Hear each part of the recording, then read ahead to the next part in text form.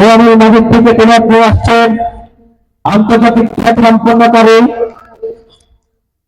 যার অসাধারণ পরিণতি মুখরিত হয়ে উঠছে আজকের আকাশ বাতাস মিডিয়ার কেমন যাকে আমরা মিডিয়ার সামনে দেখতে পাই হাফেজ কারি নূর হোসেনকে মঞ্চে আসার জন্য দীর্ঘ অনুরোধ জানাচ্ছি।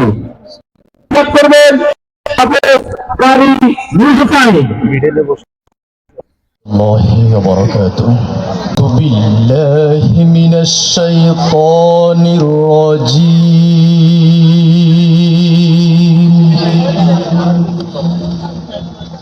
بسم الله الرحمن الرحيم إن الأبرار لفي نعيم وإن الفجار لفي جحيم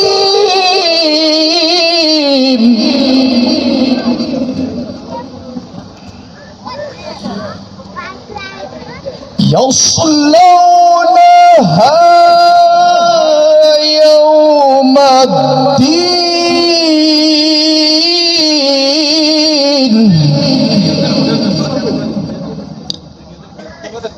وما هم عنها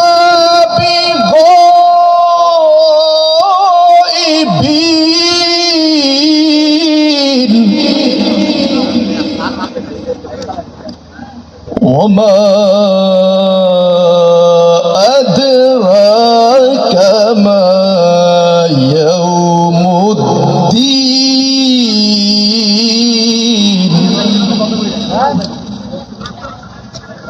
وما أدراك ما يوم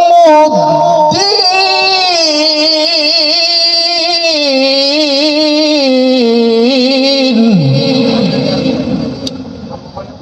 ثم ما أدراك ما يوم الدين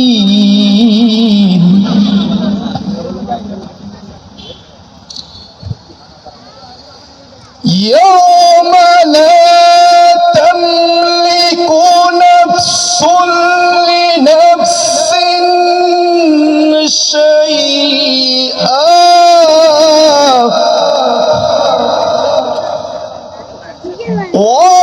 والأمر يومئذ لله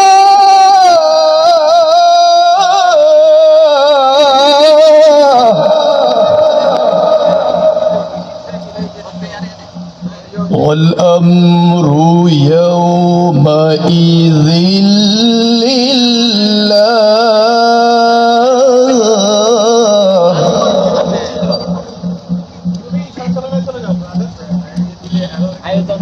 يوم لا تملك نفس لنفس شيئا والأمر يومئذ لله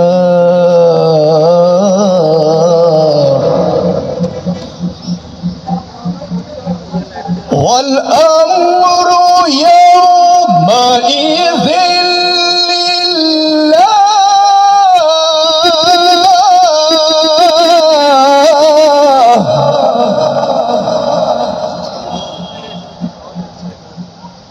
হাসবুক সুম্মা হাসবুক।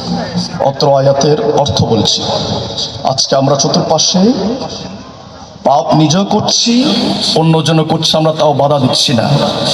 অথচ রব্বুল আলামিন সূরা ইনফিতর 82 নম্বর সূরা কোরআনুল কারীমের আয়াত 12 থেকে 19 পর্যন্ত তেলাওয়াত করেছিলাম। তার অর্থ বলছি, নিঃসন্দেহে নেক লোকেরা পরম আনন্দে থাকবে দুনিয়ায় এবং জান্নাতে নিঃসন্দেহে। আর পাপীরা অবশ্যই জাহান্নামে যাবে, কোনো সন্দেহ নাই। দুনিয়াও ধ্বংস, পরকালও জাহান্নাম অবধারিত। কর্মফলের দিন তারা তার মধ্যে প্রবেশ করবে। এই দুনিয়ায় যে যেমন কর্ম করবে তার ফল পাবে কিয়ামতের ময়দানে।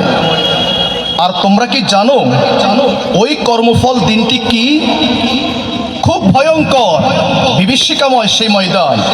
বাপ ছেলেকে চিনবে না, মা তার ছেলেকে চিনবে না, বাবা তার প্রিয়তমা স্ত্রীকে চিনবে না। এমন কঠিন ময়দানে পাপীরা অস্বীকার করবে। হ্যাঁ, তোমরা কি জানো, আল্লাহ আবার বলছে, তোমরা কি জানো সেই কর্মফল দিনটা কত ভয়ঙ্কর হবে? শুনো তার লাস্ট আয়াত আল্লাহ কি বলেন। এটি সেই দিন যখন কারোর জন্য কোনো কিছু করার সাধ্য থাকবে না। ফয়সালা সেই দিন একমাত্র আল্লাহ রাব্বুল আলামিনের হাতে ইখতিয়ার আছে। আল্লাহ আমাদের সকলকে ইহকাল পরকাল দুই কাল সফলমণ্ডিত জীবনে যেন হাজির হতে পারি মহান রবের দরবারে। আল্লাহ সে তৌফিক দান করে, সবাই বলেন আমিন।